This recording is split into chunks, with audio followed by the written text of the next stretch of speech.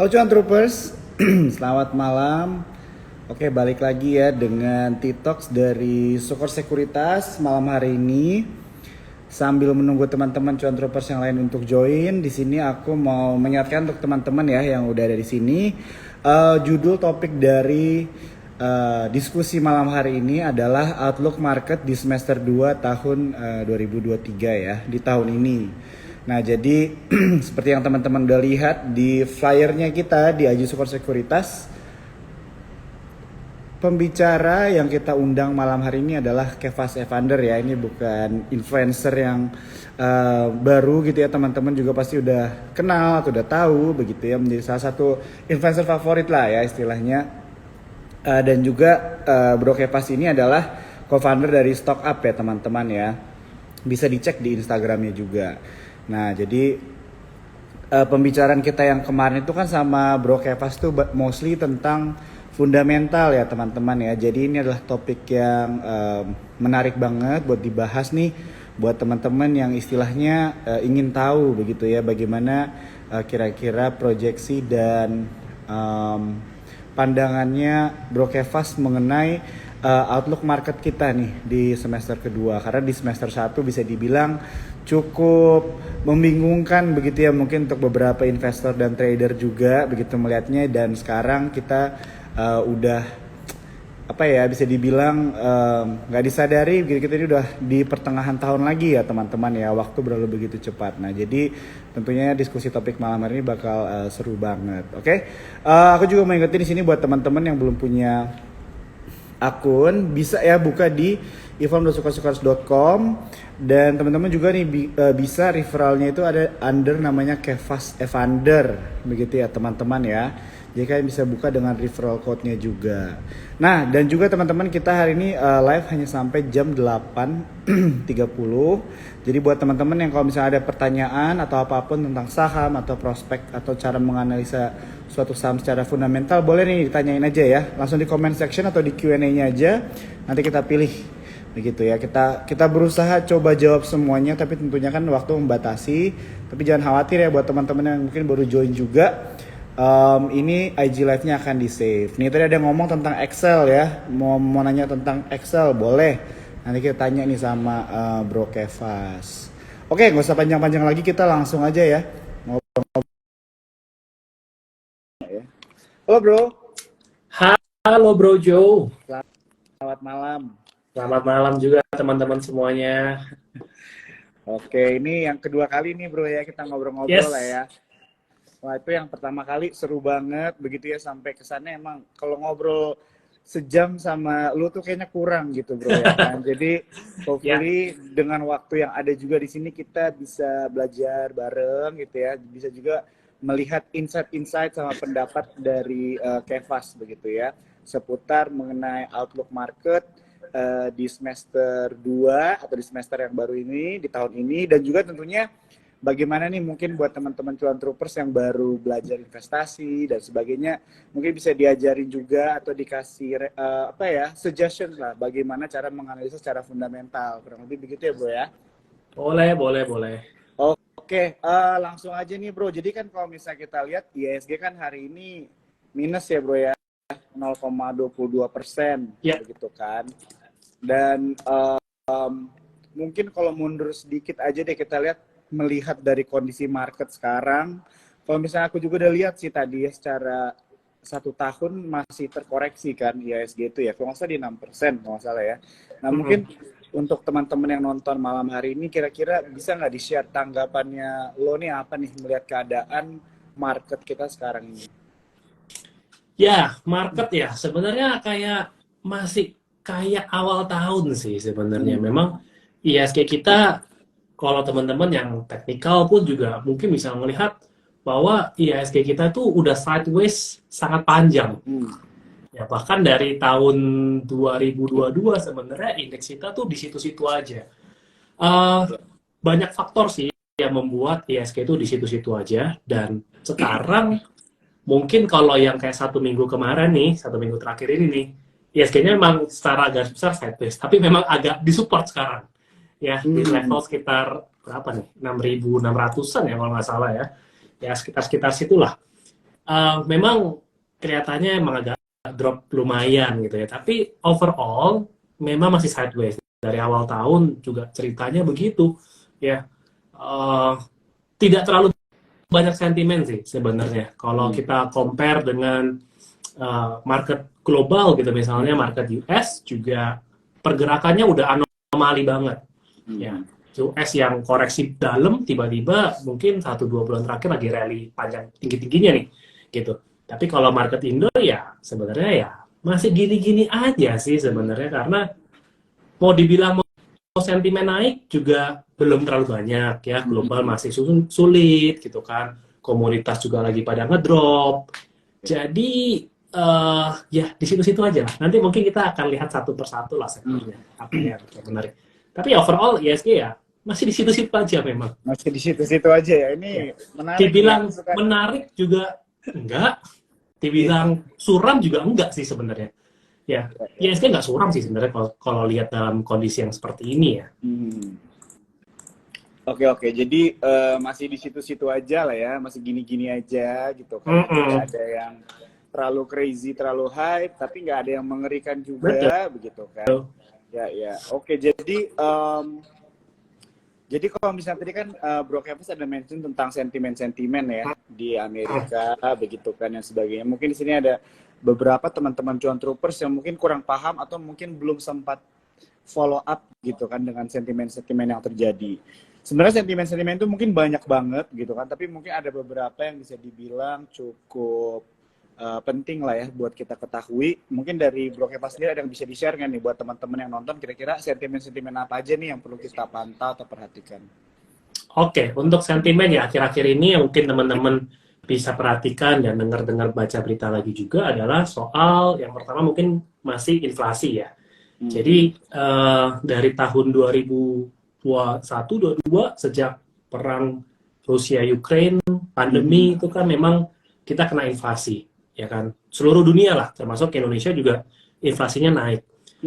Akan tetapi the good news ya, baru aja kalau nggak salah minggu lalu tuh ada rilis di mana inflasinya Indonesia itu memang sudah slowing down, ya bahkan sudah di bawah ekspektasi dari konsensus ya. Jadi kalau di bawah target kan berarti bagus gitu ya, inflasinya nggak ketinggian. Nah jadi kalau di Indonesia memang kabarnya dari dulu selalu oke, ya tidak terlalu parah lah. Beda ceritanya sama US yang memang inflasinya cukup tinggi gitu ya, bisa sampai 8% ke atas.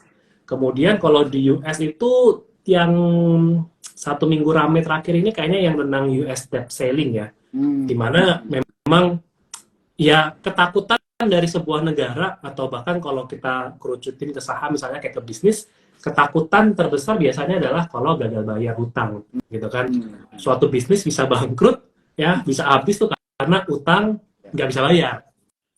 Nah sebenarnya yang mengkhawatirkan memang di Amerika ya, di mana memang debt-nya udah sangat tinggi banget nih, dan di Amerika ada batasan nih, batasan atas di mana ini bunga yang belum dibayar, utang yang belum dibayar nih ada limitnya nih, gitu. Nah minggu lalu itu memang udah mentok gitu, berarti wah ini udah bahaya banget kalau sampai di atas atapnya itu, plafonnya itu bisa kemungkinan besar kolaps tuh Amerika gitu kan, ceritanya sih gitu ya. Tapi so far masih sentimennya masih agak positif sedikit karena ada kalau nggak salah ya terakhir ya, mungkin lu bisa update juga, gue juga nggak terlalu ngikutin banget gimana sih, tapi terakhir itu bukan dinaikin tapi ditangguhkan, maksudnya ditunda gitu, dilamain lagi untuk bisa bayar utangnya gitu.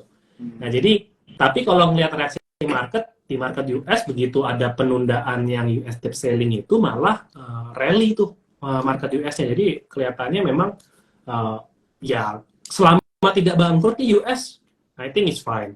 Nah kalau US bangkrut gimana gitu? Sebenarnya buat di Indonesia ya nggak terlalu pengaruh yang masif ya. Ada pengaruhnya sih ya, mungkin ada karena ya kita ada mitra dagang dengan US gitu ya. Tapi kita nggak kena yang langsung lah. Mungkin market panik ya, mungkin ada juga gitu. Tapi teman-teman menurut saya don't worry too much gitu ya.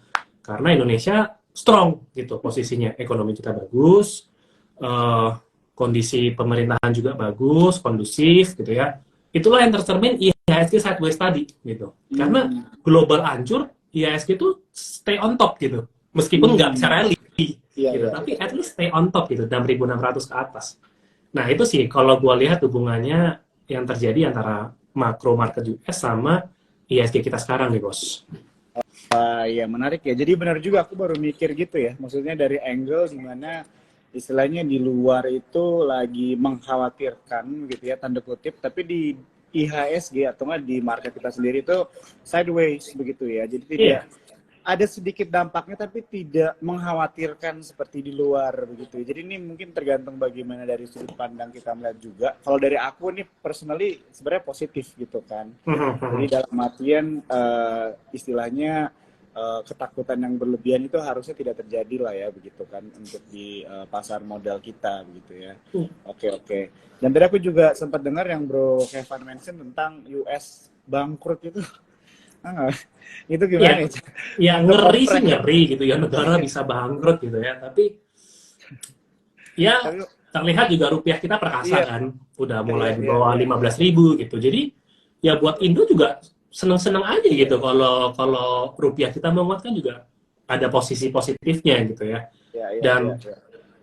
kalau nggak salah juga beberapa negara gitu kan kita udah mulai berlakuin kalau transaksi itu lebih mengurangi US dollar gitu ya. Misalnya Iya, kita iya. trade sama China, Indonesia trade sama China, bisa Hmm. pakai rupiah atau yuan gitu, atau dengan Hmm. nggak harus dengan US dollar lagi. Jadi sebenarnya memang ya kita tidak bisa lepas dari Amerika betul gitu ya, karena Hmm. mereka adidaya. Hmm. Tapi dampaknya kalau sampai itu terjadi terminimalisir lah Iya, gitu. iya, iya. Panik pasti ada ya. Hmm. Dan tapi kalau teman-teman tahu gitu ya, kalau sampai kejadian seperti itu, ya itu kalau saya bilang ya don't worry too much, siapin cash. Kalau ada panik selling, lu bisa beli saham-saham harga bagus di harga murah tuh. Hmm. Gitu. Tapi ya Setuju, kita setuju. berharap nggak terlalu heboh lah. Iya, iya, iya. Wah, menarik ya. Jadi istilahnya akan selalu tetap ada opportunity ya buat teman-teman di sini untuk melihat suatu kondisi lah ya, bisa dibilang seperti begitu. Nah, tadi jadi kalau misalnya kita ngobrolin tentang ekonomi di Amerika Serikat atau mungkin kita bilang aja lah ya global begitu kan, dan dampaknya terhadap Indonesia tidak terlalu terdampak begitu kan, terminimalisir. Nah, kalau misalnya kita ngomongin tentang data ekonomi begitu kan bro kan, mungkin di sini ada teman-teman cuan troopers juga nih yang nggak terlalu mungkin follow up dengan data-data ekonomi yang penting yang buat teman-teman tahu gitu kan. Nah, menurut Keva sendiri dengan data-data ekonomi yang ada di Indonesia itu cukup kuat nggak begitu kan, atau nggak untuk melihat ekonomi kita itu bagus, biasanya Bro Keva sendiri ngeliatnya dari data ekonomi yang mana sih? Oke,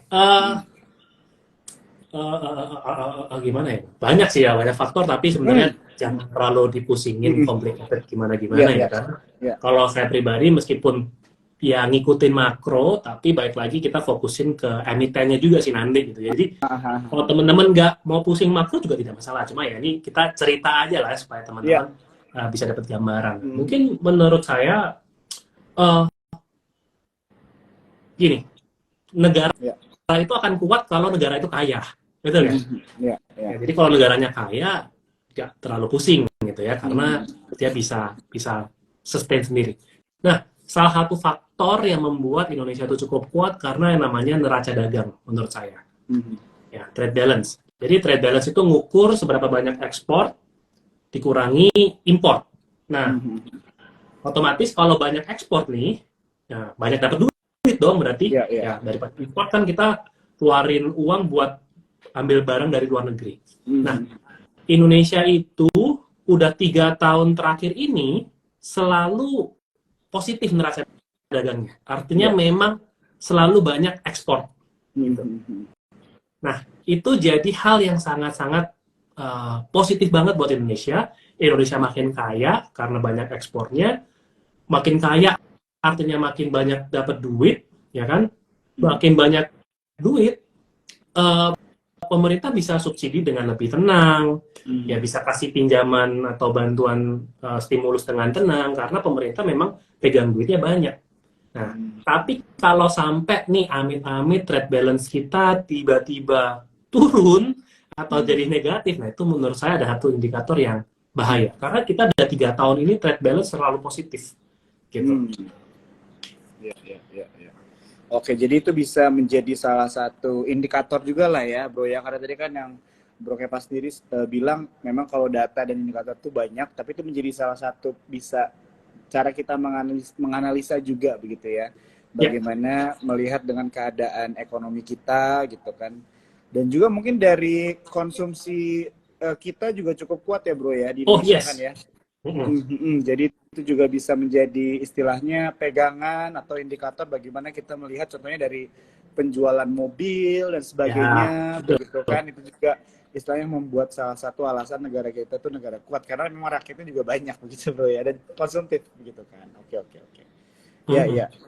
Nah, dan jadi kita udah ngobrol lumayan lah ya, sedikit lah ya tentang market global dan juga tentang data ekonomi Indonesia dan sebagainya. Tadi Bro Kevas juga udah mention tentang pasar modal Indonesia gitu ya, dampaknya bagaimana dari luar ke kita. Nah, kalau dari lu sendiri nih, kira-kira pendapat lu itu sekarang itu sebenarnya momennya apa nih? Wait and see kah atau ada opportunity yang perlu diperhatikan? Boleh sih katanya jawabnya, dan ini tentunya personal nih, pribadi. Kalau dari Kevas sendiri gimana? Ya kalau gue karena selalu ngelihatnya balik lagi ke sahamnya sendiri ya, kalau ada saham murah ya dibeli gitu. Tapi selama ada duitnya juga gitu. Kalau nggak ada duitnya susah juga gitu kan. Jadi kalau gue tidak pusing dengan makro selama memang sahamnya yang kita incar murah dan memang kinerjanya bagus, kita lihat juga tidak terlalu dipengaruhi sama faktor global yang gimana-gimana, ya itu bisa teman-teman bisa tetap beli gitu ya. Tapi kalau teman-teman mengincar satu saham, aduh ini saham bagus banget, tapi teman-teman berpikir rasional, aduh saham ini kemahalan, ya teman-teman boleh wait aja gitu dengan ekspektasi siapa tahu dikasih koreksi yang dalam gitu kan. Nah teman-teman bisa masuk nanti di bawah dengan lebih enak gitu karena teman-teman nunggu ya. Jadi balik lagi kalau beli saham bagus kemahalan juga ada resikonya gitu. Jadi kalau udah punya inceran tapi harganya masih belum masuk ya udah tunggu aja lah, nanti juga ada saatnya lah pasti.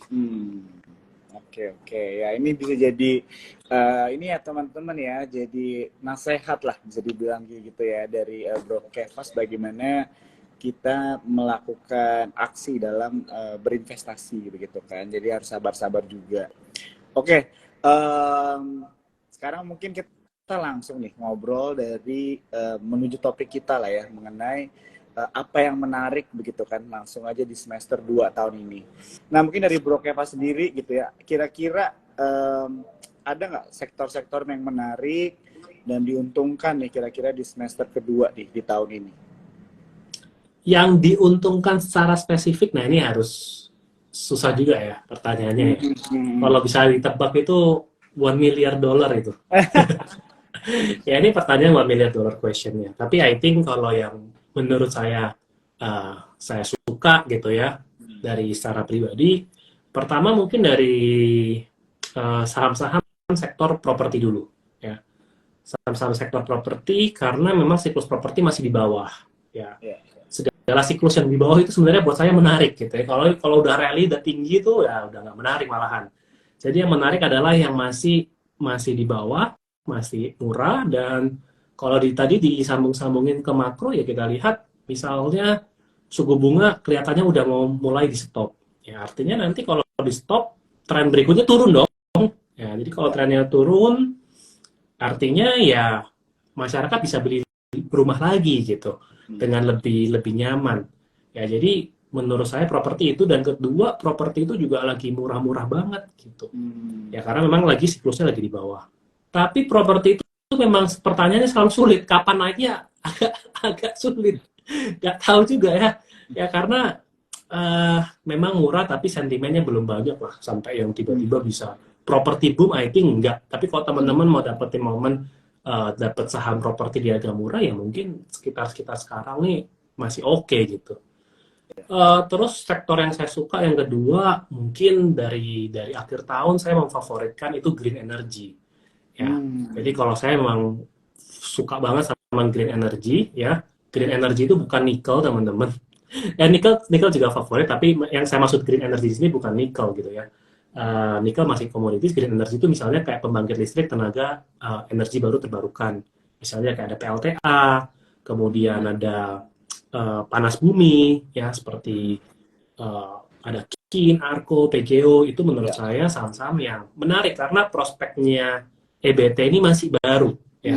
Dan perusahaan-perusahaan yang ada di bursa itu masih kecil-kecil. Ya, jadi kalau kecil-kecil ini bisa bertumbuh, menurut saya menarik dan kayaknya momentumnya pas. Gitu. Sektor ketiga mungkin gold, ya, emas. Emas saya juga suka. Uh, Terlihat dari harga emas yang sudah mulai rally lagi. Dan ketika tadi kalau teman-teman simak yang makro, kalau US sampai kenapa, itu ya gold pasti terbang, Iya. ya, gold bullish gitu. Dan on average memang gold itu selalu, ya, teman-teman yang suka beli emas pun juga mungkin teman-teman tahu ya, itu kan salah satu yang alat lindung nilai gitu. Jadi sektor gold menurut saya juga masih menarik, baik itu yang trading goldnya ataupun yang penambangnya, ya. Jadi teman-teman silakan pilih lah lebih suka yang mana. But I think gold sentimennya masih oke. Ada juga yang lagi ngehits itu oil kelihatannya, tapi ini mungkin lebih ke short term, ya. Karena berita terakhir oil itu lebih ada pemangkasan produksi. Jadi kalau pemangkasan produksi, oil bisa naik harganya. Dan ya krisis energi membuat harga oil lebih tinggi sedikit. Tapi pilihan saham oil di Indonesia itu nggak gitu banyak sih sebenarnya, ya. Yang paling mepet-mepet Medco, Elsa. Ya Elsa juga tidak terlalu yang 100% terimbas kalau harganya naik langsung bagus juga enggak gitu kan. Medco tapi juga bisnisnya terlalu banyak. Ya ada kan mau IPO juga tuh Aman Mineral, ya.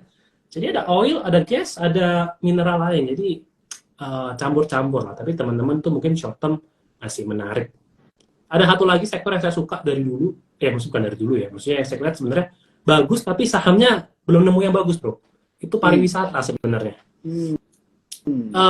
I think kalau lihat yang kayaknya sekarang kita semua pingin liburan gitu ya, Coldplay laku keras gitu kan, kayaknya daya beli masyarakat tidak turun-turun amat gitu. Dan kelihatannya kalau story teman-teman saya pada pergi semua ke luar negeri segala macam. Jadi sektor pariwisata itu menarik. Tapi nggak ketemu saham yang bagus. Gitu, bro. Iya. Wah, ini seru banget ya. Ada 5 sektor kalau nggak salah tadi ya yang Bro Kevin mention ya. Jadi tadi ada gold, ada energi baru, ada oil, properti, sama pariwisata. Ini mungkin buat teman-teman John Troopers nih boleh jadi PR gitu ya, atau kalian misalnya ada waktu pengen ngulik-ngulik data, mungkin bisa lihat nih kira-kira emiten-emiten pariwisata apa aja nih yang menarik begitu ya teman-teman. Ya, kalau ada yang tahu, siapa tahu DM aja, nanti saya mungkin bisa analisa juga, ya. Nah, tuh bisa langsung DM aja ya, bro, teman-teman cuanpers ya. Ini malah gue yang minta topik dari teman-teman gitu. Tapi bener banget, bro. Emang orang lagi banyak liburan, apalagi yang liburan panjang kemarin kan, yang dari hari Kamis. Tuh kayak semua orang kayaknya di Bangkok gitu kan, gue ngeliatin, atau di Jepang, di mana. Jadi kayak, ya bener sih, bener itu menjadi salah satu sektor yang menurut aku agak, wah kalau dari pengalaman aku sendiri kayaknya nggak terlalu banyak dibahas sih sebenarnya sektor pariwisata sih. Apalagi setelah udah selesai COVID gitu kan, harusnya kan ada perubahan begitu ya di dunia pariwisata kan. Jadi mungkin itu juga bisa diperhatikan begitu ya. Oke, menarik. Soalnya ada mungkin, satu saham, bro, yang sebenarnya mancing gue untuk tertarik sama sektor pariwisata itu ada saham Bayu Buana, travel agent. Itu laporan keuangannya tiba-tiba bagus banget loh, bersih. Salesnya naik banyak gitu. Jadi kayak memang mengindikasikan memang Q1 ini mungkin banyak yang pakai travel agent gitu. Ya cuma sahamnya nggak terlalu liquid, ya sahamnya masih kecil dan track recordnya nggak terlalu bagus. Tapi kalau teman-teman tertarik ya teman-teman bisa belajar lebih lanjut. Makanya saya lihat kayak pariwisata ini emang benar-benar ini kayak naik daun juga nih sekarang. Cuma ya saya belum nemu saham yang cocok lah. Iya. Oke, jadi at least sektornya harusnya udah menarik nih, tinggal kita aja ya ngelihat satu-satu. Emang emiten banyak banget begitu ya. Jadi tapi jadi tantangan juga nih buat teman-teman troopers nih untuk kita melihat begitu ya, saham-saham menarik apa aja nih di beberapa sektor yang udah di-mention nih sama Bro Kevas. Oke, ini sambil ini aku mau iklan dulu teman-teman. Asik. Jadi jangan lupa ya, kalau misalnya kalian belum ada yang punya akun, bisa buka di event.superstars.com dengan kode referralnya Kevas Evander ya bro ya. Yes. Dengan referralnya Kevas Evander teman-teman. Dan jangan lupa nih sekarang di spot aplikasinya udah beli reksadana begitu ya. Ini kan Bro Kevas belum kasih tahu nih Mantap saham apa ya. yang menarik nih kan. Jadi udah deh reksadana aja dulu gitu. Betul. Bisa Betul di banget. reksadana dulu gitu ya teman-teman ya. Reksadana Dan Sukor juga bagus-bagus teman-teman. nah, Teman-teman bisa betul, betul. bandingin lah. Ya. Bagus-bagus. Ya, ya, Ini setuju. Aku objektif, ini ini objektif ya. ini nggak bias ya. Aku juga nggak bias. Ini nggak Ini bias beneran loh. loh. Aku kalau misalnya Teman-teman bisa teman-teman riset. Google best performing mutual funds itu pasti ada nama Sukor gitu kan. Jadi ya itu teman-teman lah yang melakukan analisis sendiri masing-masing ya. Semuanya balik ke teman-teman juga gitu kan. Dan aku mau ingetin sih teman-teman kalau misalnya ada pertanyaan boleh langsung aja di comment section ya atau nggak di Q&A. Ini udah banyak banget sih sebenarnya. Jadi mungkin aku mau rap sedikit aja dari pertanyaan yang aku udah siapkan nih buat Bro Kevas begitu ya. Nah, jadi tadi kan kita udah membahas tentang sektor-sektor yang menarik nih bro. Nah kalau misalnya kita melihat dari cycle market kan juga ada ya. Kira-kira ada nggak sektor-sektor yang bisa terlihat kurang menarik sebenarnya di semester kedua ini? Ya, I think cool teman-teman. Yang pertama ya. Ya kelihatan emang harganya udah turun banyak banget dari 400. Sebenarnya 150-an, 130 itu buat emiten call masih profit kok gitu. Tapi ya namanya juga sentimen karena kemarin dapat 400 juga ya sulit gitu ya.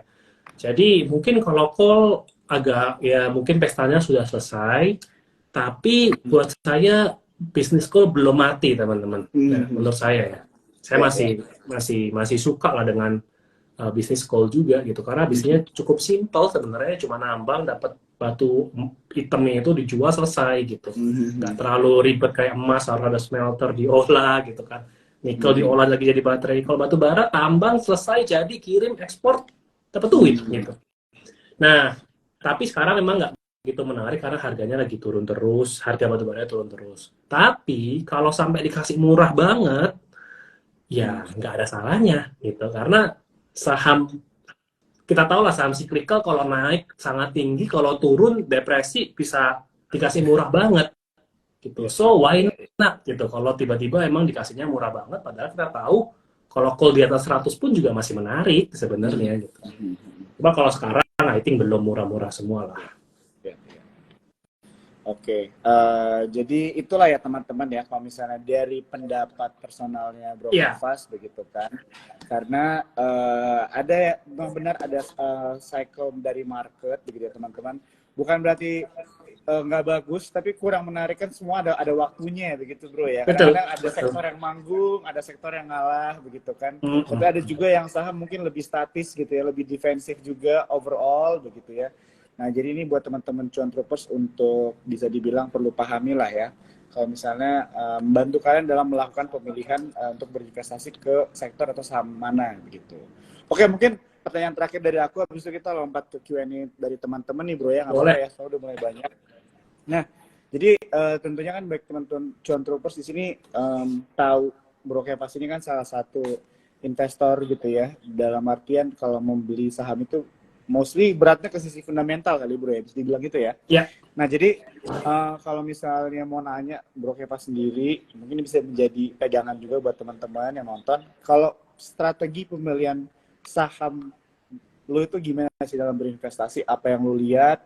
Terus mungkin adakah indikator atau formula apa yang lu gunakan gitu untuk melihat bahwa saham ini worth it gitu loh untuk diinvestasikan? Boleh singkat aja nggak apa-apa. Mungkin yang simple ya, kita mulai coba dari sektor, ya kan? Tadi ada sektor properti, energi baru, emas, oil, pariwisata gitu misalnya. Nah, anggap kita mulai dari 5 sektor ini. Nah, habis itu biasanya dari sektor ini saya list sahamnya ada apa aja sih di sektor ini gitu. Nah, habis itu udah dapat daftar sahamnya, baru kita banding-bandingin gitu. Banding-bandingin pakai rasio keuangan lah ya, teman-teman bisa belajar di Google, di YouTube saya, di YouTube Sukor juga ada juga ya, event-eventnya Sukor kalau nggak salah yang belajar fundamental segala macam. Ya, intinya adalah dari rasio-rasio itu teman-teman banding-bandingin supaya dapat apa? Supaya dapat mana kira-kira saham yang paling menarik. Gitu. Mana saham yang paling outstanding, yang kayak kalau di kelas tuh ranking 1, ranking 1, ranking 2, ranking 3 gitu. Ya. Nah, kalau saya pribadi, saya lebih suka ke saham yang seperti itu, yang ranking 1, 2, 3 aja. Kalau Mhm. rankingnya udah jeblok di bawah, biasa udah saya, udahlah, kalau usah diliatin dulu gitu, nyape-nyapein. Ya. Gitu.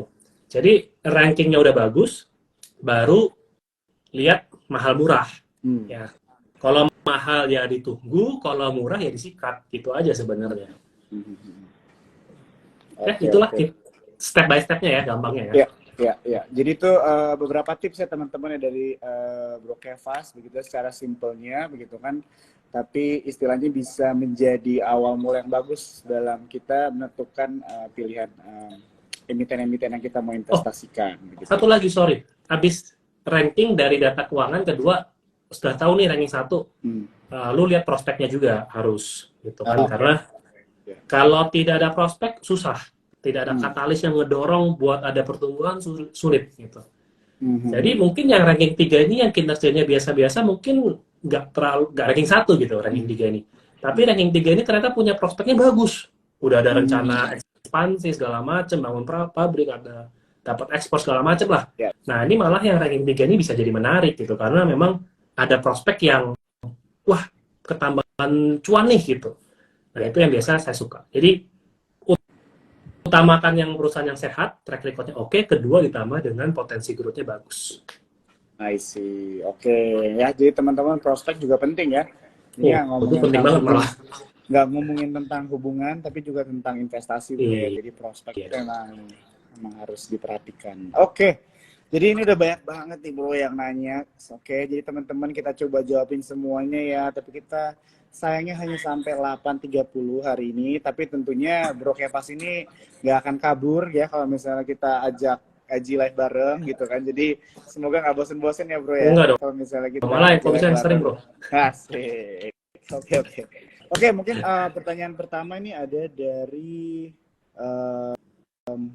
yang dari Puguh aja deh, yang cukup gampang ya untuk dijawab itu saham green energy itu apa aja ya bro ya kira-kira? Tadi kan udah mention tentang sektor-sektor yang menarik gitu kan. Saham green energy ya, mungkin tiga yang utama itu ada KIN, Kencana Energy, ada Arco Hydro, Hmm. ada PGO, ya, Hmm. Pertamina Geothermal. I think dimulai dari 3 itu sih. Oh, oke. Ya, ya. Jadi tadi yang buat yang nanya itu ya saham-saham green energy. Kita lanjut lagi ya bro Kepas ya. Ya, Karena banyak nih pertanyaannya. Oh ada yang nanya, mungkin lu bisa ini nggak nih kasih sedikit view tentang saham teknologi bro. Kira-kira gimana karena Nasdaq udah rally ngebut, tapi kenapa tech stock tuh di ISG masih adem ayem. Kalau view lu tuh gimana secara simpelnya aja nggak ya? ya nggak ada yang profit, susah lah bro. Nah, Itu jadi aja. gitu aja. Kalau yang besar-besar itu, yang IPO-nya jumbo-jumbo itu, yang Nah, tech-tech itu profit aja. Nah, itu ya bagus gitu. hmm, Ya, tapi kalau belum profit, selama belum profit sulit sih. Ya. oke oke. Karena misal kayak ada satu suka sih gua sebenarnya ya, gua pantau ya. Itu ya Hmm, Bukalapak sebenarnya malahan. Karena sebenarnya eh, kalau dihitung-hitung ya, asetnya dia itu udah menyamai market cap. Jadi hmm, ibarat kalau lu beli semuanya tuh satu saham Bukalapak di harga sekarang, itu lu jual semua asetnya masih balik semua gitu. Jadi kan udah murah tuh ya, sebenarnya. ya. Masalahnya dia rugi. Ah, Artinya kan tiap tahun kan asetnya makin kurang, asetnya makin hmm, kurang, asetnya makin kurang gitu. Nah, itu yang menurut saya jadi berat. Jadi kalau tech belum ada profit, belum ada sentimen. Tapi saham tech sekalinya tiba-tiba kinerjanya jadi cemerlang, tiba-tiba jadi bagus, turn around, itu malah mungkin bisa dimanfaatin juga buat teman-teman yang suka short term segala macam, malah ya. bisa dimanfaatin. Ya. Tapi kalau tidak ada katalis growth-nya itu sulit. Hmm. Wah, menarik Wah, nih ya teman-teman ya. dia senior, salam dulu. Wah, ini baru aja mau gue mention, bro. Ini kita dipantau ini sama orang di atas ini. Salam dulu sama senior. Oke. Jadi udah dijawab ya tadi ya yang tadi nanya tentang saham tech. Mungkin ini untuk bridgingnya enak. Jadi ada nih orang namanya Yohanes ya, Cuan Troopers bilang nih, Yohanes dari Jayapura, Papua tuh. Dia nanya tentang prospek Goto, bro. Gimana ke depannya? Jadi kan kita tahu lah ya tentang kan. Dan hari ini juga, kira-kira kalau view lu gimana tuh, Goto? Ya jujur kalau aku masih view sama sih. Kalau belum profit sulit. Udah Ya, itu ya, aja. ya, ya. eh Asalkan misalnya kayak laba usahanya aja dulu, laba usaha ya, laba usaha lo, belum laba bersih lo. Ya, Laba ya. usahanya bisa positif aja. Ya, itu baru-baru menarik gitu. Tapi kalau laba usahanya belum belum positif sulit. Dan kedua gini teman-teman, kita tahu ya layanan Tokopedia mulai ada biaya layanan, biaya ini itu mungkin mulai naik ya. Ya. Teman-teman bisa jawab apakah teman-teman behavior belanja online-nya berubah atau enggak? Kalau saya pribadi soalnya agak berubah sebenarnya. Ya dengan biaya layanan naik, saya ngelihat di supermarket sekarang harga udah sama aja, udah kayak kok males ya beli di marketplace ya. Atau kalau mau masih marketplace, ya mungkin kebiasaan teman-teman banding-bandingin harga mana yang paling murah ujung-ujungnya. Ya. Tapi kalau teman-teman sangat, I am Goto lovers, semuanya mau pakai servisnya, ya mungkin itu bisa jadi pertimbangan lain ya. Tapi kalau teman-teman jawab secara objektif, masih pakai enggak gitu ya. Tapi kalau misalnya kayak layanan food, transport sih, ya, itu masih masih oke gitu. Tapi masih oke dipakainya ya, mereka masih bakar duit sulit gitu. Kuncinya di laba usaha positif mungkin ngebut gitu. Atau yang kedua kalau Goto ya misalnya jadi listing di Nasdaq ya mungkin ada sentimen lagi positif. Tapi kalau sekarang belum sih. Oke, oke.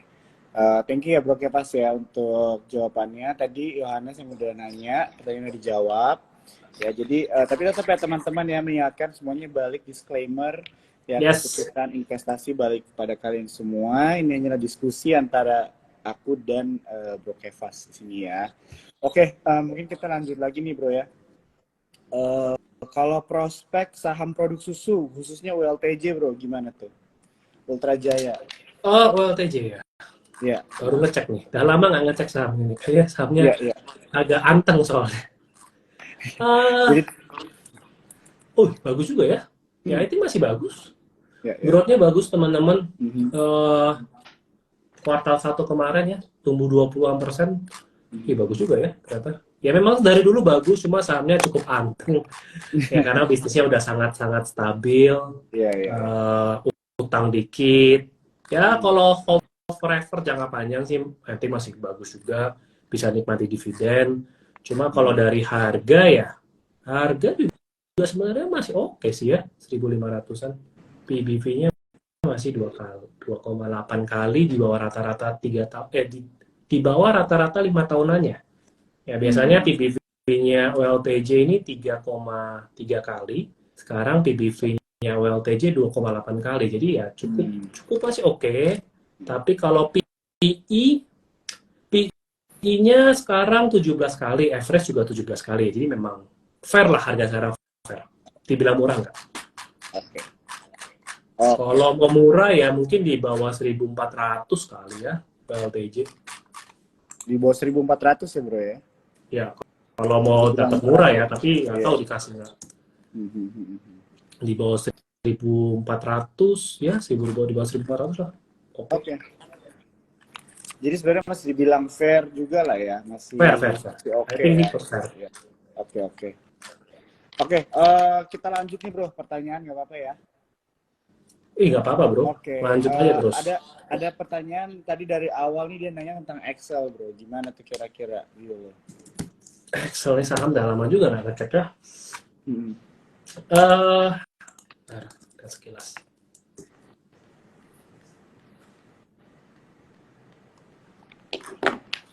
Benar lagi loading teman-teman contekannya.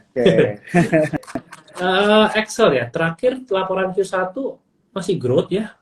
Masih oke juga kelihatannya. Masih growth sih ya.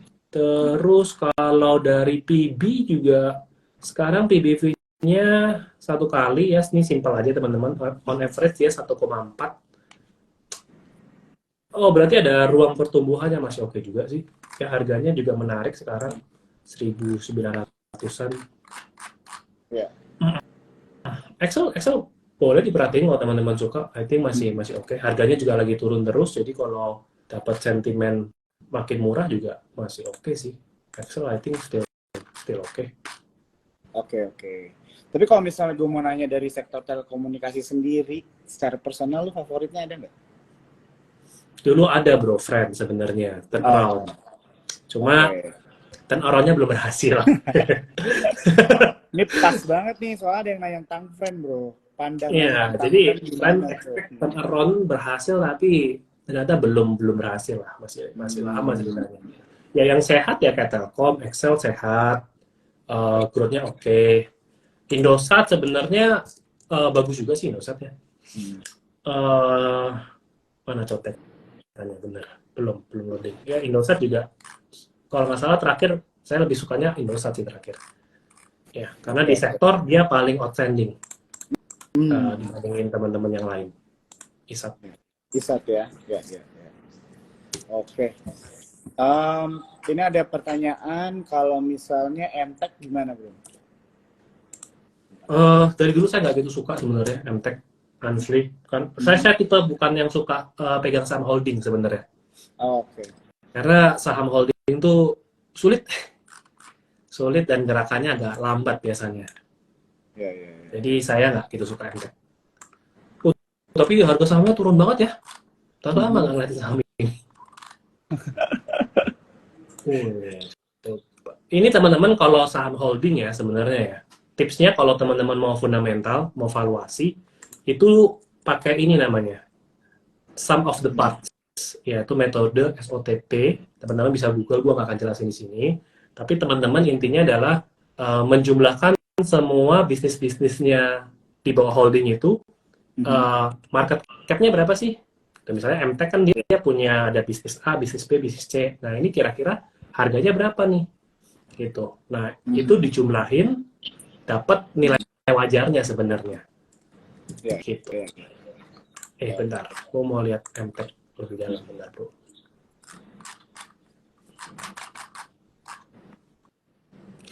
Nah, Hmm. PBV-nya satu ya.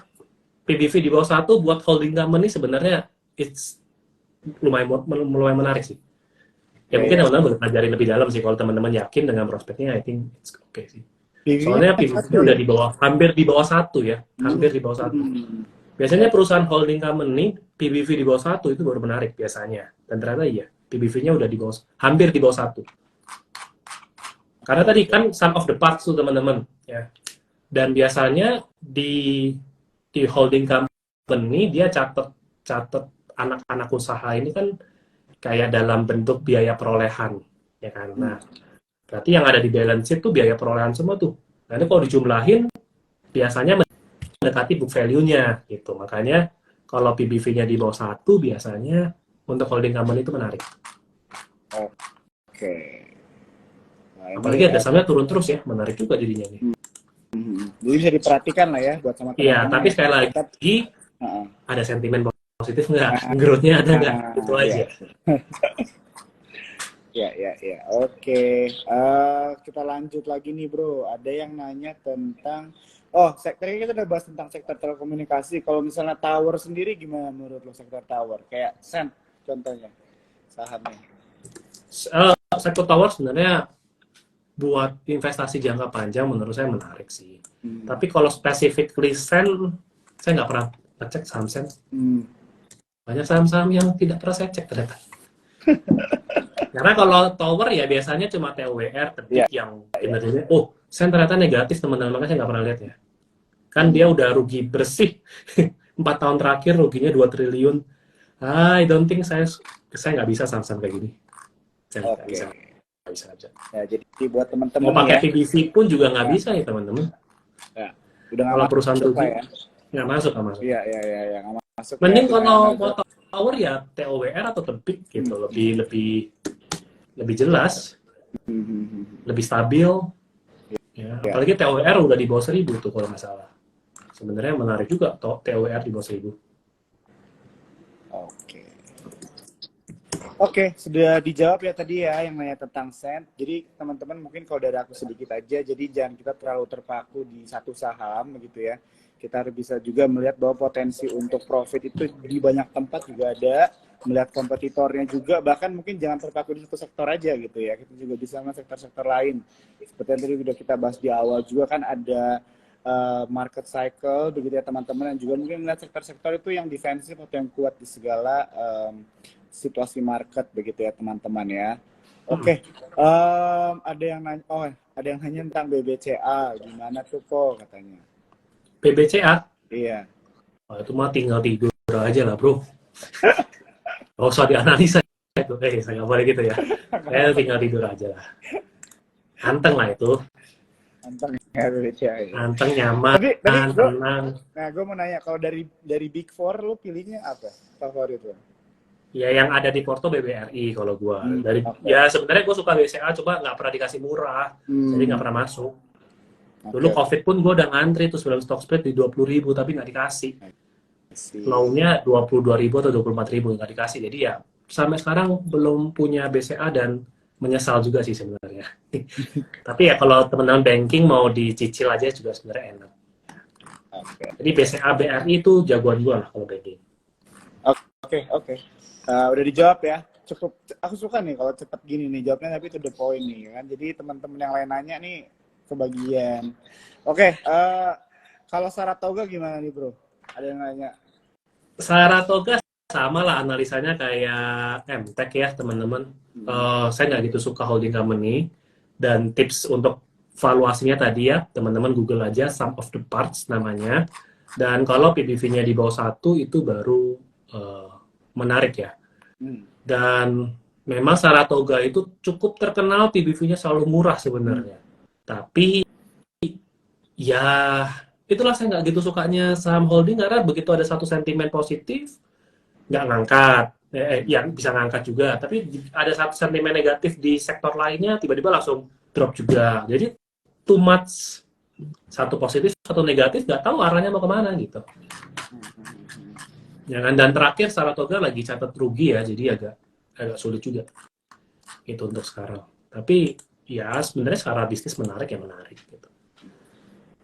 Nah, ya kalau gue lebih suka mending daripada Saratoga gitu ya, lihat aja emitennya apa sih di dalamnya, ada Adaro, ada Tebik, ya beli yang itunya aja kayaknya lebih gampang dianalisa. Gitu. Sekarang karena lu analisa Adaro, lu analisa Tebik kan udah beda banget.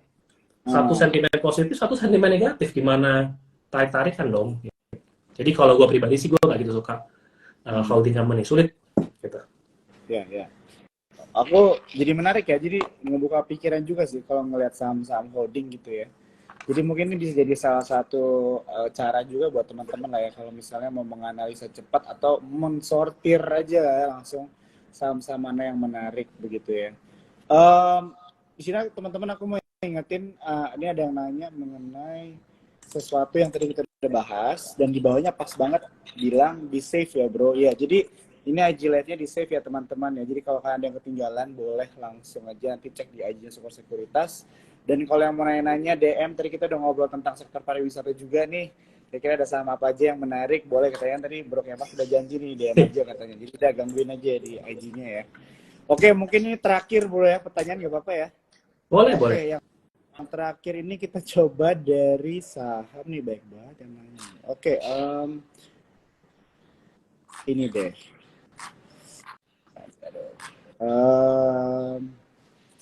Adro bro, kalau misalnya cara fundamentalnya gimana tuh? Adaro ya? Ya. Adaro ya, batu bara kan tadi sentimennya lagi sulit. Iya. Kan? Harga coal juga turun banyak. Tapi kalau misalnya Adaro dikasih di bawah 1.000 ya gue nggak nolak sih sebenarnya. Gitu. Karena ya udah murah banget kalau bisa sampai di bawah 1.000 atau bahkan sampai bisa 500 lagi ya menarik, meskipun sektornya lagi nggak menguntungkan ya. Cuma kalau sampai beneran ya Adaro di bawah 1.000 bisa sampai 500 lagi juga, teman-teman nggak bisa expect langsung naik harganya habis itu kalau udah turun banyak ya. Mungkin naiknya juga agak lama karena sentimen harga batu bara naik lagi ya nggak tahu kapan lagi gitu. Dan kalau ngomongin cycle ya batu bara itu kan kalau nggak salah 2012 ya bro ya, atau 2014 lah. Berarti itu siklusnya hampir 8 tahun teman-teman, antara peak 1 call dengan peak kedua call gitu. hampir hampir 8 tahun gitu. Ya jadi Ya. ngarep untuk bisa langsung naik lagi kayak tahun 2020-2021 sih agak sulit untuk batu bara sekarang. Tapi kalau nanti emang dikasih murah ya itu baru menarik lagi.